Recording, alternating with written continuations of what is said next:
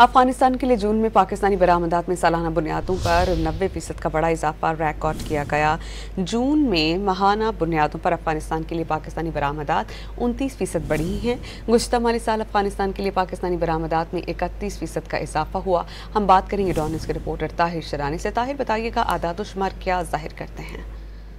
جی دیکھیں، یہ پیش رفت ایسے موقع پر سامنے آئی ہے کہ جب پاکستان کی جانب سے مئی 2025 میں قومی سلامتی اور عوامی مفاد میں بھارت کے ساتھ تجارت پر ہر قسم کی پابندی لگانے کے بعد افغانستان کا تجارت کے لحاظ سے پاکستان پر انحصار مزید بڑھ گیا ہے۔ جو سرکاری اعداد و شمار ڈان نیوز کو موصول ہوئے ہیں، اس کے مطابق افغانستان کے لیے جون 2025 میں پاکستانی برآمدات سالانہ بنیادوں پر 90% اور ماہانہ بنیاد پر 29% اضافے کے بعد 14 کروڑ 20 لاکھ ڈالر رہیں، جبکہ گزشتہ مالی سال 2024-25 کے دوران افغانستان کے لیے پاکستانی برآمدات 31% اضافے کے بعد 1 ارب 39 کروڑ 10 لاکھ ڈالر رہیں۔ اسی طرح پاک افغان جو دو طرفہ تجارت ہے وہ بھی گزشتہ مالی سال کے دوران اس میں 25% کا اضافہ ہوا ہے۔